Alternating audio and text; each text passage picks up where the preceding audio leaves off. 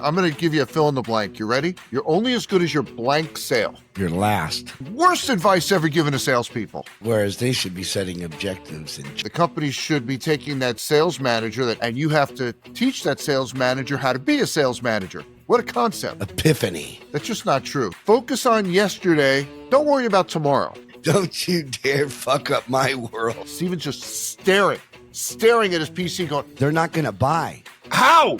What happened? I've seen it, and I fucked this up myself. It doesn't make any sense. Why should I listen to you? That's the worst thing you can ever give a salesperson. You look like every other salesperson I've ever seen. Average suit, tie. It's like a lottery ticket. It's a 1 in a gazillion chance. Well, here's what we do. If you're going to lose early. Yeah, Right?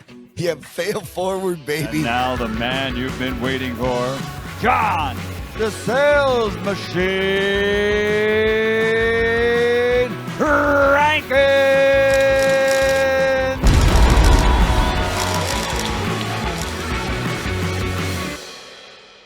Ladies and gentlemen, today's guest is a globally recognized sales differentiation strategist and author of the hot new sales book, The First Meeting Differentiator, transforming sales-focused discovery into client-centric consultations. If you're still using old-school, ineffective selling methods, listen up. He will challenge you to think differently about your selling approach with the sales differentiation strategy. He's helped sales organizations win more deals at the prices they want. An award-winning sales thought leader here to help you turn your salespeople into sales forces. Please welcome Lee Salz. Thank you, John. Hey, man, I'm so looking forward to this. You know, you've written 3 books or 3 or 4 books, right? So this is number 7. This is number 7. I love it.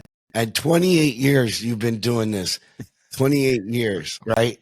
Like literally running your own organization and transforming organizations globally. How'd you get into sales and what led you to this point? Great question. I actually fell into sales kind of the same way a lot of people do. When I was in college, I was a full-time student, but I also was managing a gym. And I just fell in love with the fitness world. And there was a member of that gym, a senior, getting ready to graduate. And he says, you know, we just loaned a bunch of money to these muscleheads in Syracuse. They've got 4 health clubs. They haven't a clue. You need to go help them. So my first job out of college, I was the executive director of a chain of health clubs. And I mean, you talk about on-the-job training, John, they literally handed me the keys to these clubs, say, you figure it out. So I was writing sales plans, marketing plans, operational plans. I was writing commercials. I was in commercials, negotiating media deals. And it was really cool. And I was making $600 a week. That's Ooh, rocking back then. right. And then at the end of the first year, the largest health club chain in the world, Bally's, came along and recruited me to become the youngest executive in the company. So I went there. Now, John, making 50. And then I discovered at a very young age, I was at the top of the food chain. So the 50 grand I was making, so were 50-year-olds making 50 grand. And I go, okay, so this fitness thing, great hobby, not a career. But I really like this sales thing. So I left that and I went into the technology world for a while. You went to work for Bally and then you got into the technical world. Specifically, what were you selling or promoting in the technical world? Yeah, so in that space, it was technical training. So for IT workers, so Microsoft, Novell, Citrix, Cisco, kind of dating myself with some of those technologies back then. So I was in that space for a while, and then I was in the human resources outsourcing space for a while, the HRO space. Okay, got it. What was your first book? Wasn't that Sales Differentiation? No, my first book was SOAR, Despite Your Dodo Sales Manager. Always gets a chuckle, doesn't it? Yeah, it got one from me. And the premise of that book was companies are infamous for taking their top salesperson, saying, you know what? We're going to make you the manager and we're going to have disciple selling. We'll put 5 people underneath you. We'll get 5 times the sales. And as you know, that model doesn't work. But you are going to be held accountable, even though your manager can't help you sell. So this book was for salespeople working for a manager that's not equipped to help them succeed and give them the toolkit they needed to succeed. Yeah, whereas they should be setting objectives and training. Well, let's start with the company. The company should be taking that sales manager, that newly hired sales manager, and recognize it's not a promotion, it's a job change. And you have to teach that sales manager how to be a sales manager. What a concept. Yeah. What an epiphany that you actually have to learn to develop leadership and change lives, that you actually have to develop people into great. I'm a servant leader and I believe in sales as a service. I'm an old school Zig Ziglar guy. Oh, sure. Sales is about three things: service, solving problems, and making sure they're satisfied. There you go. That's already different in today's world. So I love that you're old school, because to me, Whoa. You just called me old? no, I said you're old. Okay, just making sure I heard you right. Yeah, I'm not talking about you being old. I don't believe in being old. Anyway, I think that's a condition. I love what. So tell us about, how are you different? How are your books different? How is your methodology different? Because I'm a big fan of psychology and methodology and putting it into technology. That's what I've done. Okay. I built a software company on top of this podcast gig because I develop sales leaders. Nice. So here's what's different. If you mention the word differentiation to a business professional, where does their mind always go? What department? Marketing. Differentiate. Marketing, right? The marketing team, they're responsible for differentiating us. And I argue that sales also has a responsibility, and it's completely different than what the marketing folks have. And so we have opportunities to differentiate both what we sell and how we sell. And so my 3 books, Sales Differentiation, Sell Different, and my new book, The First Meeting Differentiator, are all about strategies for salespeople. We're going to put marketing aside. They're going to do their thing. But in our world, we have some responsibilities and opportunities to differentiate outside of marketing. Yeah. And so you've got, like, in your first book, you talk about the 19 different things, right? That differentiates. Let's go into, how did you identify those and how have you implemented them into companies that made a difference? Yeah. So where they came from was field testing. So all those companies that I referenced earlier, I built sales organizations. My common theme in my career was I worked for startups. I worked for in turnaround situations. That was the common theme. Like if a recruiter was reaching out to me and said, "Oh, I've got this great opportunity for you. The company's going gangbusters. They just promoted the person that was in this role into that role, and they're looking to backfill it. And they just want someone to step in and pick up where that person left off." I'd say, "No, thank you." I wouldn't even talk about the package. Tell me it's broken. Tell me it's new. Tell me they haven't figured it out yet. Then I was like, okay, let's talk. So now I had a laboratory, if you will, to come in and try different things. So everything in my books has been field tested, both when I was a sales leader as well as with my consulting clients over the years. Funny enough, I've been building and scaling sales teams all over the world for more than 30 years. And I'm not afraid of being dated. I literally, I started selling, going door to door, mowing lawns, selling newspapers.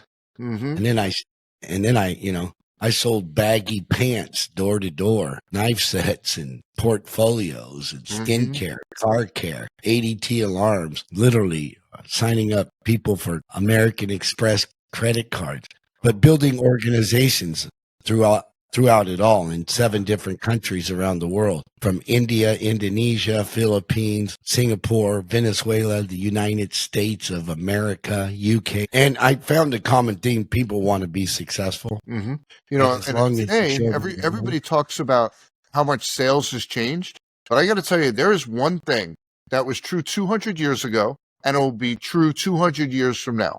People want to feel special. And so salespeople that have a generic approach to selling, see sales exclusively through the lens of a numbers game, they treat people like a number. 200 years ago, people didn't want to be treated that way. Today, they don't want to be treated that way, nor will they tomorrow. And with all this technology that's being infused, AI, all of these different things, the conversation is more about easy than effective. You can send out 10,000 emails in an hour. You can blast your message out to the world. Well, if that message is for everyone, it's for no one. So when I talk about differentiating your selling approach, it's on an individual basis, so that when you send that email, when you leave a voicemail, or heaven forbid, John, you connect with someone live, they say, okay, this is for me. They're reaching out to me specifically right now for a conversation. It's not something that's being pumped out to the masses. And I'm finding a lot of salespeople are getting duped because all of this conversation, these two letters, AI, hey, we can do this in mass. Mass personalization is individual. Mass is not, right?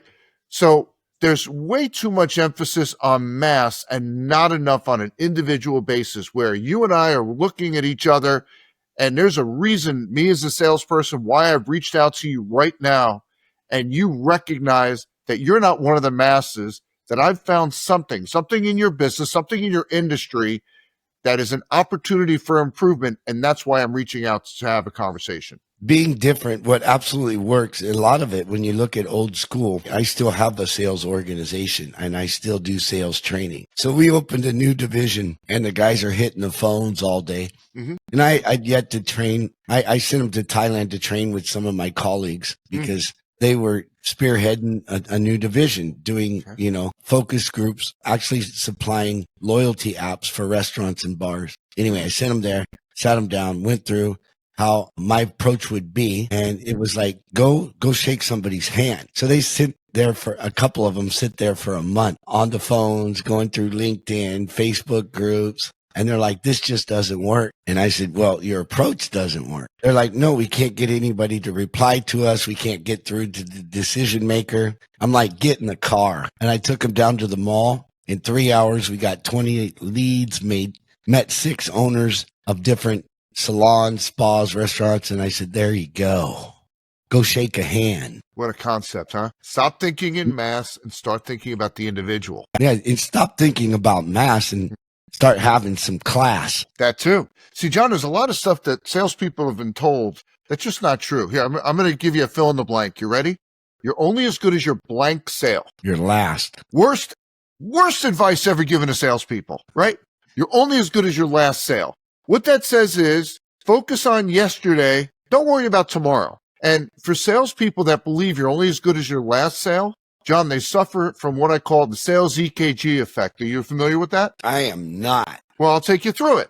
Here's how that goes. You do the right things, do the right things, land a piece of business, get a fat commission check. Lazy, lazy, lazy. Then my manager says, hey, Lee, how about doing those right things again? Okay, do the right things, land another piece of business, another fat commission check. Lazy, lazy, lazy. And that cycle keeps perpetuating itself. The expression should be, you're only as good as your next sale. If you've ever been involved with selling a company, right? When you look at the multiples, it doesn't come from yesterday's news. It's what's in the pipeline. That's the conversation. And if you want to grow your income, you can't do it when you're suffering from the sales EKG effect because you're just going to do this. What we want is, right? If you're thinking about your next sale, you're going to do this. You get the hockey stick effect. Amen. I call it next level sales, right? And literally, I'm writing a book called Next Level Sales. I love it. I love it. And you're right. It's all about the next level sales and where people get it wrong, whether it's the sales leader or it's people trying to carry over their quotas in the fourth quarter because they've hit their quota and they're scared about the next quarter. Comfort is the enemy of success. We all want to be successful so we can be more comfortable. Complacency, right? That's the enemy of success. If you become complacent, like someone said to me a couple of weeks ago, how did you know you made it? I'm like, I said, you never heard me say that. If I ever make the statement, I made it, I'm dead in the water. You got to get up every morning and keep going forward. There's no spike in the ball. You dare fuck up my world. Success is every day, every day, every day. And I know it. This whole sales differentiation methodology, it overlays anything that you're doing in your organization. So you're not ripping anything out and putting it in. It's an overlay to whatever you're doing. So when we're talking about differentiating what you sell and how you sell, I'll give you an example. When I talk about differentiating how you sell, one of the ones I talk a lot about is the buying experience. When you think about those who you do business with, and you continue to do business with, if you think about the experience with them, it's not low price that keeps you coming back, is it? It's the way they make you feel when you're interacting with them. So I have 2 sons that played college baseball, Stephen and David. And I remember when Stephen was a junior in high school with aspirations of playing college baseball. And my wife and I were saying, hey, you need to set up college college tours, college visits. And he was a little slow in doing so. And the summer between his junior and senior year of high school, he was asked to play on our city's American Legion baseball team. Are you familiar with American Legion? Yeah, I am. Okay, so this is where all the college scouts come looking for top talent. And in a 1-week tournament, he hit 4 home runs and 3 doubles. No longer were we asking Steven to contact the colleges. They were coming to us. And if you've ever been through a college recruiting experience before, you know it's a sale. These coaches are trying to sell you on their institution, but they can't differentiate what they're selling, right? They can't add a major. They can't build a dorm. They can't even change the meal plan. But every one of them had an opportunity to differentiate how they sell. And some of these coaches were fantastic at it, and some failed miserably. Now, you know, when you first go on a college campus, as soon as you cross the border, your blood pressure jumps about 30 points. Do you know why that is, John? It's not the tuition. It's the women. No, it's because you can't find a place to park. Every parking lot on a college campus says, park here, and we're going to tow you. But welcome to our fine institution. I thought you were talking about your son's blood pressure. Oh, no. I meant mine, because I was driving. So this one school we visited, we pull into the parking lot, and there's a spot with Steven's name on it. Stopped us dead on our tracks. We go inside. There's an agenda for the day printed. Steven's name right at the top. What did it cost that university to do those 2 little things? A penny, maybe, for the paper and the ink? But think about how they made us feel. They made us feel like Steven was the only athlete they were recruiting anywhere on the planet for any sport they offered. Of course, that wasn't the case, but that's how they made us feel. Another school we visited on a rainy day, and the coach said, hey, when you get here, send me a text. And Steven did. 3 assistant coaches come out with golf umbrellas and escort us into the facility. We sit down with that coach, and he says, I hope you don't mind, but I didn't invite admissions to join us here today. I'm going to take you on the tour. Spent 4 hours with us that first day. After that visit, he was calling, texting, emailing Steven, not saying, did you make a decision, building a relationship with him. He invited him to come back to campus and go to dinner with some of the players and go to a women's volleyball game. Now, John, how do kids find out that they get accepted to college? Normally they get a letter. You get a letter in the mail, right? And you want that thick envelope. Because, John, if the envelope's thick, you don't have to open it. You know what's in there. Good news. But that's not how Steven found out. He got a call from that head coach saying, welcome to Augsburg University. And Steven accepted. There was another school that said the words, Steven, we want you here.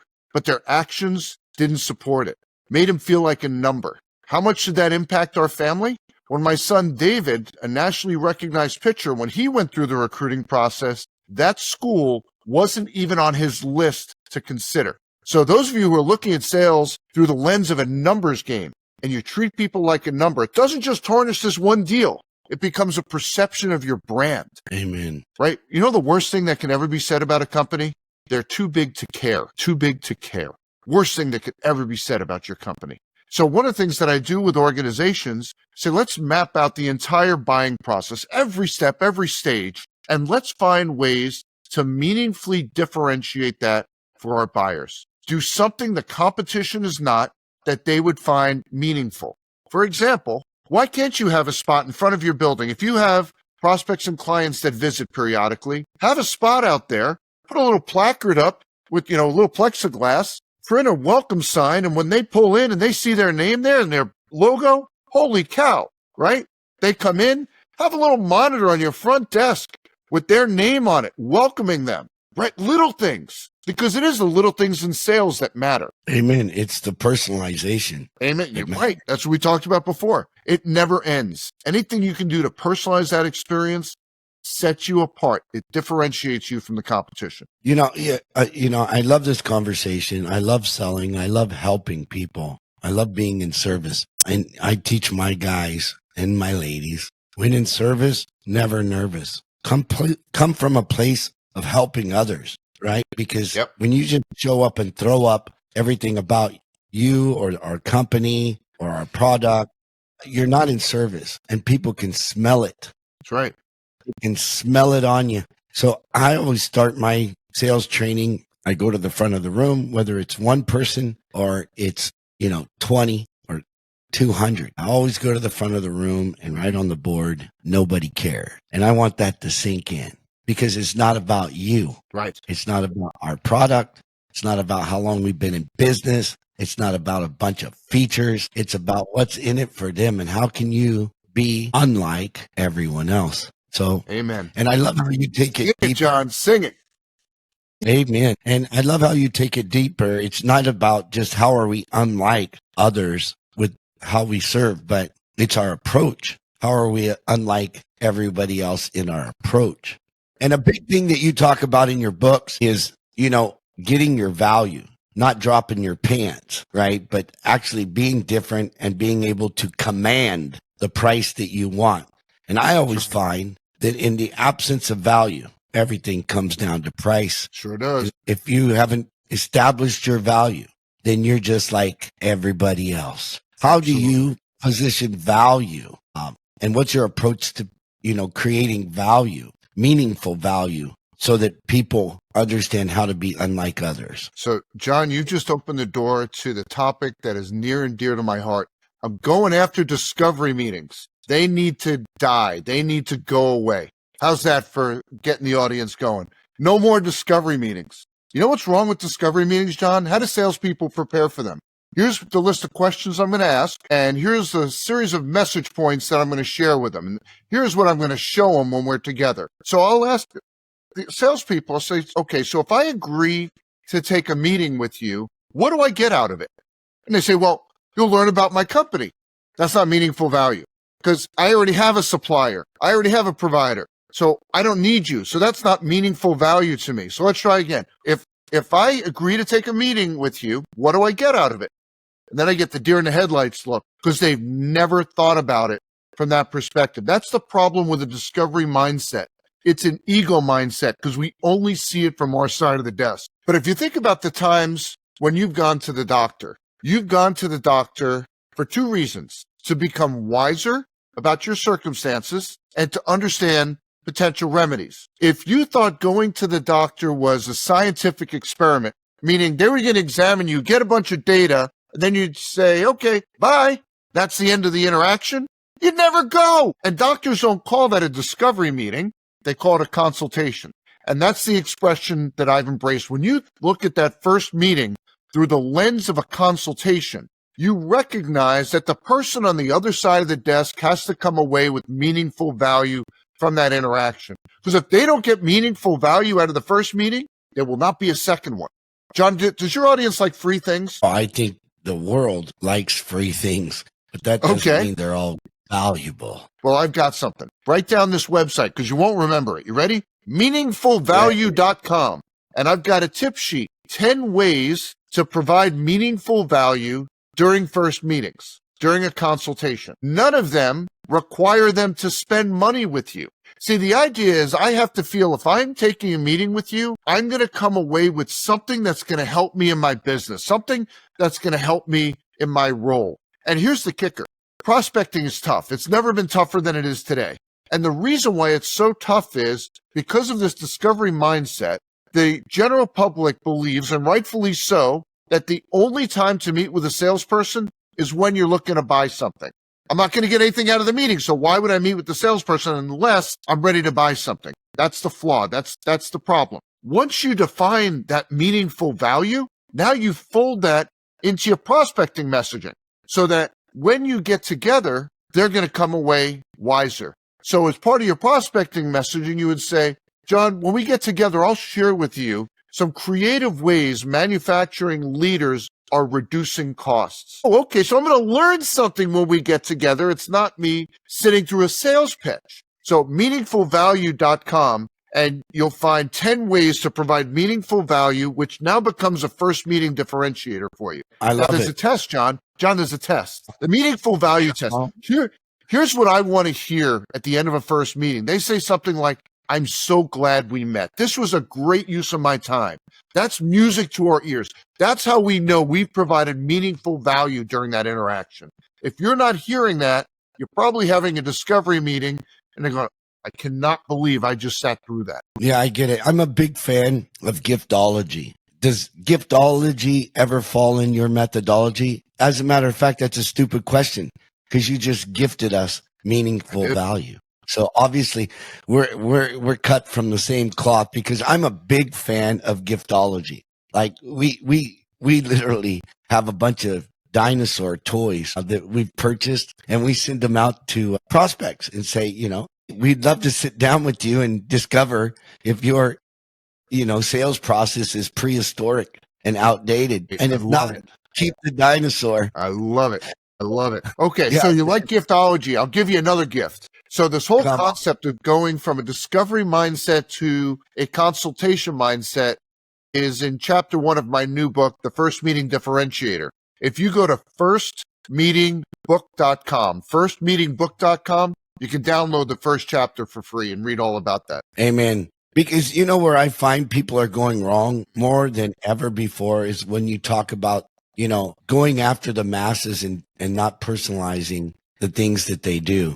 Because, people can tell you just don't care. You just want a commission check. And I walked in a room a couple of weeks ago, and I had some new people there. And I said, so I wrote on the board, there's salespeople, and then and I believe in being a great salesperson. And, now there's lots of titles and different hierarchies of sales from, Sure, the SDR to the business development manager to the affiliate manager or the affiliate specialist. And then there's the account executives, and that's fine. And there's a place and space for that. But I walked in a room of business development managers, and I said, so what does it mean? What does a BDM mean? Tell me, talk to me. And they're like, well, we turned sales into more than just the base level sale. And I'm like, okay. And then another one says, yeah, well, we prospect more than the rest. And I'm like, okay, but how are you different?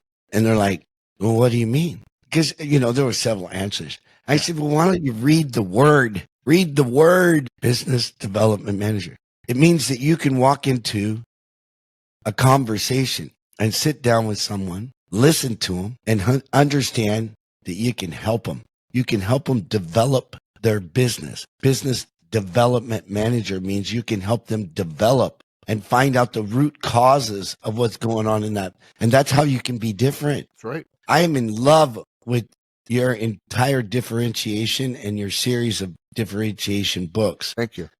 John, I'll Now, give when- you another one. There's a Yeah. concept in sales. I'm guessing you've heard this 4 million times. People buy based on emotion and justify their decisions with logic. Did I get the number right? 4 million? Yeah. Okay. If you and I selected 100 sales calls right now across all industries, all around the world, I bet you the deed to my house that 99 of that 100, if not all 100 of those sales calls, the entire conversation was logic. No emotion aroused whatsoever. So every salesperson on the planet has heard the expression, people buy based on emotion, justify decisions with logic, and no one does it. If you're enjoying this episode and you're picking up what I'm putting down and what the guests are actually putting out there, do me a favor, like and comment what you liked about the episode, or even comment what would you like to hear, what topics would you like to hear in the future, because believe me, it matters. I read absolutely every single one of them, and I want to bring you more and more value to help companies scale so that we can grow this podcast to make a bigger difference. Now let's get back to the show. Well, I mentioned about my sons playing college baseball. And I remember when they were kids and they were just learning the game, and you'd say, okay, your job here is to hit home runs. That's the goal. Hit home runs. And they'd go hit home runs. But John, nothing changed in their game until they were taught how to hit home runs. So we're telling salespeople, people buy based on emotion, justify their decisions with logic, but we haven't taught them how to do that appropriately. So I have a book, a chapter in my new book. Chapter 5 is Emotion, the Deal Energizer. Because if you're not arousing emotion when selling, high likelihood that the deal's going to fizzle out. When you talk about that, you've actually said that, when you identify a prospect's pain, you're well positioned to win the deal, but you don't agree with that. Yeah, salespeople have been told that if you identify a prospect's pain, Pain, yes. you're well positioned to win the deal, but you don't actually agree with that. Okay. Can I share a story with you? Yeah. Okay. So Stephen Harmon, he's a salesperson for ABC Enterprises, and he conducted a consultation with a prospective client Her name is Nicole Jameson. And during that first meeting, Nicole talked about issues with the current provider, frustrations, all of that. And Steven starts to drool because, oh my gosh, this deal is so good, right? Of all of her frustrations. So this is going to be a done deal. So then he goes home and he's thinking about that meeting. He's sitting on his deck. He's like, this is it. This is the whale. I'm going to get this big fat commission check. I'm going to finally buy that boat that I've been dreaming of. And he tells his wife, he's like, this is it. We're getting the boat. We're getting the boat. So next morning, comes into the office, grabs his coffee, sits down, pops up the laptop, looks at his email, and there's a message. It says, hi, Steven. Thank you for your time yesterday. After further thought, we've decided to stay with our current provider. If anything changes, I'll be in touch. Steven's just staring at his PC going, how? What happened? It doesn't make any sense. So he kept thinking about it. And in his mind, he saw the boat sink. He just saw, game over. And our listeners, I'm sure as you're hearing the story, you're going, you think I've lived that story? I bet you have. Because here's where Steven and so many salespeople go wrong. When Steven heard those issues described as pain, he assumed that she was prepared to do something about it. Pain. Has there been a sales book written, John, that doesn't talk about pain? A sales video, a blog post, they all talk about the importance of salespeople. Finding that pain, and if you find that pain, you're going to get the deal. Are they all wrong? Or is every book ever written wrong? No. The counsel's just incomplete. The conversation needs to be taken deeper to determine if the pain you've heard is an inconvenience or a problem. An inconvenience or a problem. People like to complain, John, right? Nicole was just venting. It was an inconvenience. It was a nuisance. She was willing to live with it. Only when an issue elevates to the level of a problem are people willing to invest time, resources, and dollars to address it. So we have to take that conversation deeper. We hear pain and understand their motivation. Is it, it's a pain in the neck, but we'll deal with it. See, if an issue is an inconvenience, come back 10 years from now. If it's still an inconvenience, they've done nothing about it. As soon as it elevates to the level of a problem, we got a whole new thing happening here. You want an example? Go ahead. Okay. So back during COVID, we got a cockapoo, a little puppy, my little Kona. She is the sweetest thing ever. John, I wake up every morning with her on top of my head, reaching down. She gives little kisses on my nose. Wonderful way to start the day. Sweet, loving, playful, the whole thing. But she does have an idiosyncrasy. When someone walks past her home, if she's in our dining room and sees out the front windows, and she sees someone walking past, particularly with a dog, she goes berserk, runs laps around the table, up the stairs, down the stairs, around the table again. Absolutely nuts. Because she's, there's a friend out there, so she wants to go play. Well, this one day, we didn't open the blinds in the dining room to her satisfaction. She was able to peer through and see someone was going by, but couldn't see as well as she wanted to. So she started pawing at these wood blinds, completely destroying one set of them. And I had 3 windows in there. So at the end of the day, I had a set of blinds, and now a sheet covering that third window because it was destroyed. John, it stayed that way for a year. A year. Now, you may be saying, Lee, what kind of house do you live in that you had a sheet covering your dining room window? But if you heard the beginning of the story, this was COVID. There was nobody coming to visit. It was an inconvenience. We don't even go in the dining room. It's not in the main traffic pattern. But John, then it happened. My wife came to me and she said, my parents are coming to visit. And I go, oh my gosh, Paul and Gail are coming to visit. There is no way there's going to be a sheet on that window when my in-laws arrive. They'll take their daughter back. They'll take the grandkids back with them. That issue, in an instant, went from an inconvenience to a problem. But if you sold window coverings, and I told you the story of Kona and how I had a set of blinds that were completely destroyed and there was now a sheet covering the window, you'd be going, oh, I'm buying a boat. It was an inconvenience. There was no reason for me to deal with it right now. I wasn't seeing it because it was in a room that we didn't walk through very often. Inconvenience or problem. Take that conversation deeper, because just like with Steven, he got duped. He thought that there was enough pain to do something, but all he heard really was an inconvenience. No motivation to take action. I get it. If it's just a headache, you'll take a Tylenol. But if it's a migraine, That's right. If it's a migraine, you're going to the doctor. So our goal as salespeople is to torture them. I didn't say that. Once you identify a super superficial problem. You got to go deeper, and you've got to torture them until you find out what it's costing them. And this is actually a great skill set. And I don't believe in torturing people, but if they're not upset enough, they're not going to buy. And I've seen it, and I've fucked this up myself several times, literally being in a room and then not differentiating how much it's costing them. Because until what I've found is unless you can put that pain, put a number on that pain, and an emotion on that pain, then there is no sale. That's and right. you will literally get ghosted, and or you just become a nice to have and you're no longer a must have. And that's where you messed up the sale. That's it. It's back to what we said before, emotion. I'll tell you another story. My favorite all-time TV show is Law and Order, the original, not all the spinoffs. And I was so excited when they brought it back in a reboot. I was going to say which one. There's 100 different ones. The main line, Law and Order, the original. And last year there was this episode, and the prosecutor was trying a case, and he was really frustrated because I've got all the facts. I got everything I need, but he could tell the jury wasn't with him. So it goes to the district attorney, presents the case to him, and the district attorney looks at him and he says, the problem with your case is it's all fact, no heart, and the jury isn't buying it. All logic, no emotion, and the jury isn't buying it. So attorneys are using emotion to affect decision-making. Interesting. Now, I couldn't use Law and Order as a source, so I interviewed a judge, a prosecutor, a litigator, and a trainer of litigators to find out how they're using emotion to affect jury decisions. And John, the conversations were just fascinating. The prosecutor said to me, what I look to do is take the jury on a journey. Say that fast 3 times. Jury on a journey from having the ability to convict to having the desire to convict. What do we want?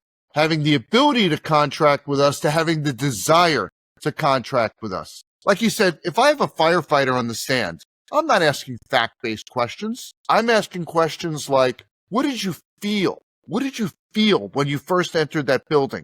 He wants the jury to feel like they were in that fire with that fireman so that they have the desire to convict. So in chapter 5 of the First Meeting Differentiator, I talk about how to appropriately engage emotions. Because if you're not engaging emotions, the deal is likely to fizzle out. The deal energizer is emotion. Yeah, I love it because having the ability, but then the ability to create desire is much deeper. And you preach about, and I look back, there's a lot of things that used to work in sales that don't work anymore. And the reason why is we're all more educated. People still love to buy, but they hate being sold because sales is Jeffrey Gitomer expression. Yeah, Jeffrey's been on the podcast. We went on for 2 hours about our sales journeys and absolutely just had a bromance. And it's probably one of the funniest episodes you'll ever listen to because he's just real.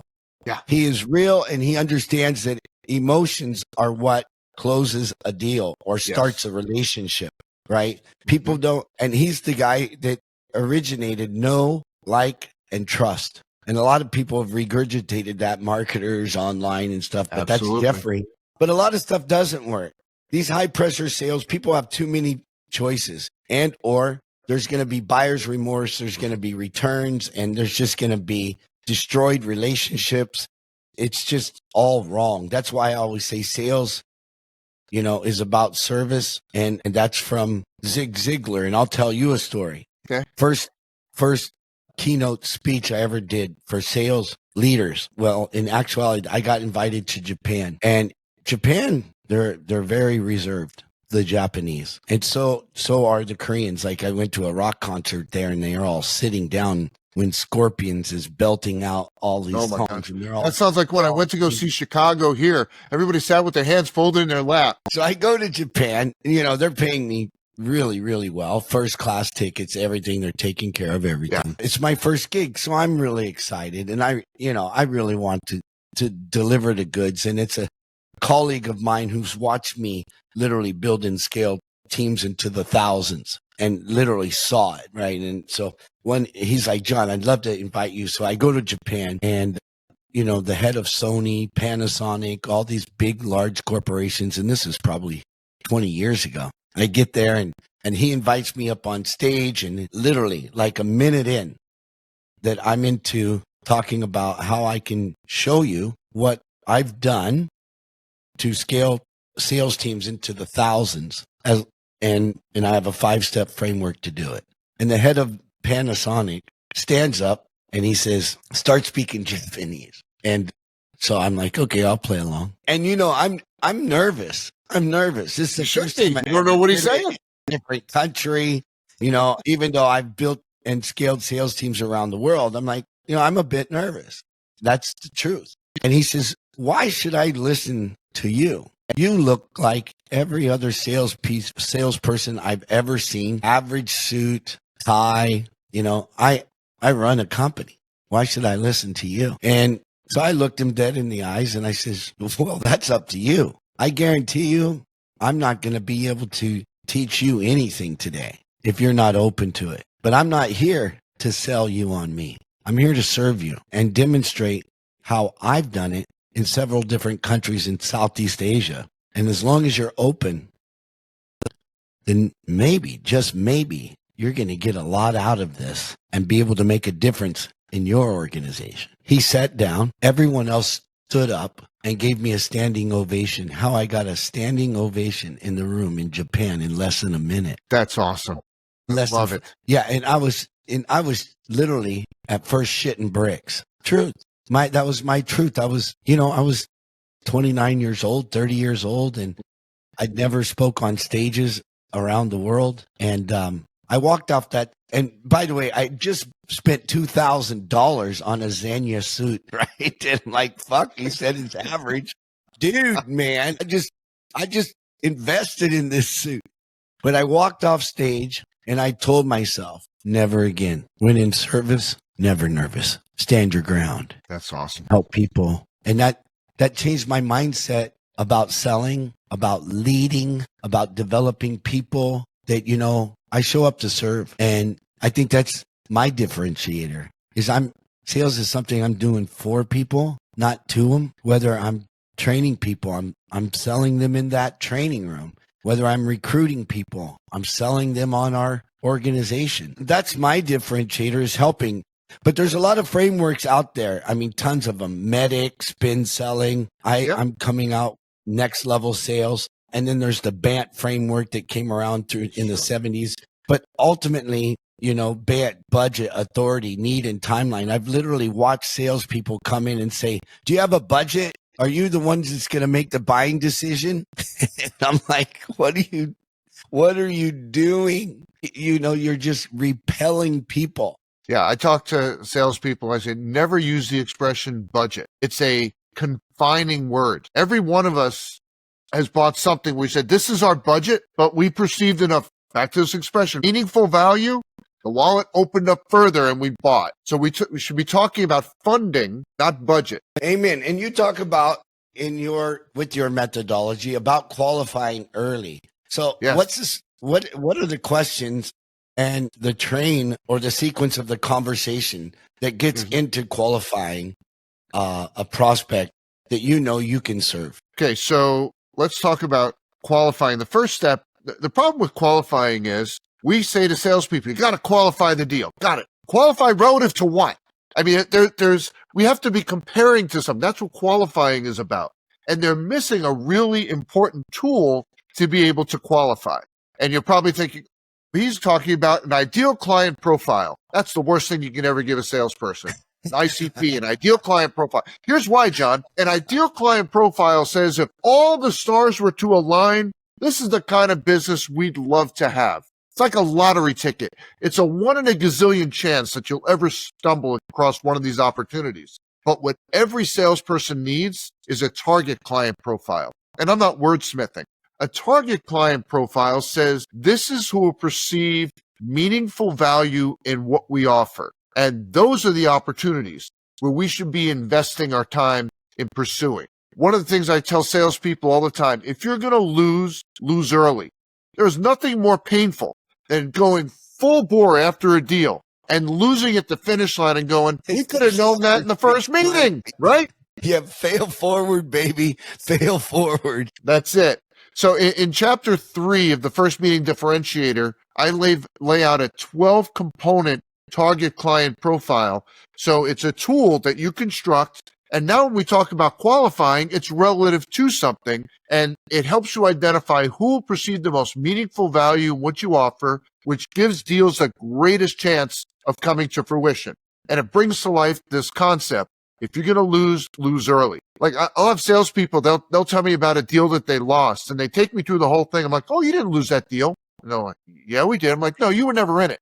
You were never a consideration. And you could have known that in the first meeting, not after putting people on planes, presentations, demos, pilots, and all these. You could have known that in the first meeting if you had that tool and you were asking questions to qualify relative to that profile. So I don't have a standard set of qualifying questions. It's a relativity aspect.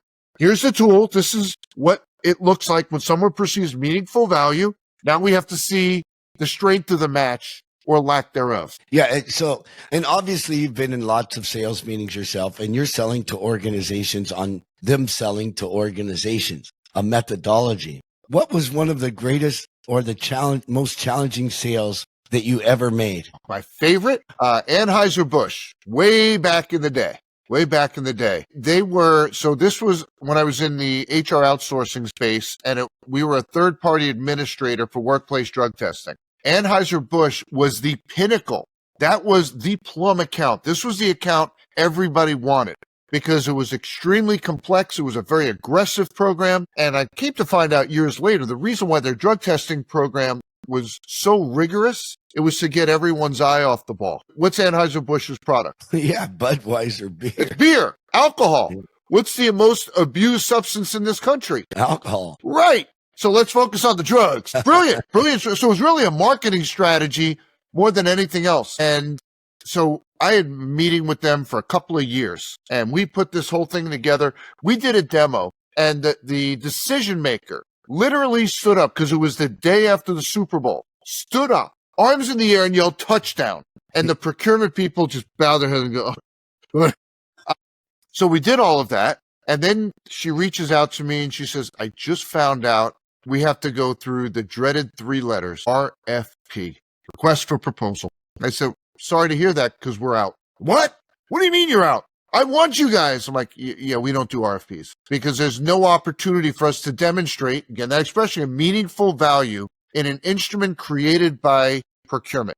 I got to see what I'm going to do here. Let me go talk to procurement. So she comes back to me. She says, I need you to fill out the document, and I have an understanding with them that we're going to put that aside, but I need to be able to show that you filled it out. And I said, well, let me talk with my team and we'll see if we're willing to do that. So we put the document together and it was cast aside. She had the power to do that. And ultimately we won the deal with no negotiation. Amen.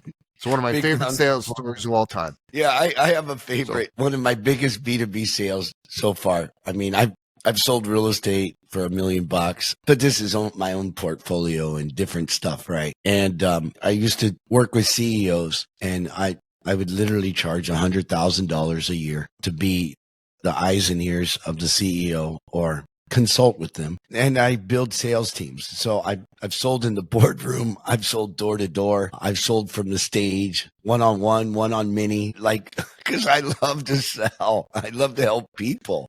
I went through this and I built my own software company and it's all about helping companies increase their sales, drive performance, and reduce their costs. And I can prove it. For me, it's just demonstrating the value, always being able to demonstrate the value. Literally, I built a new software company at that time.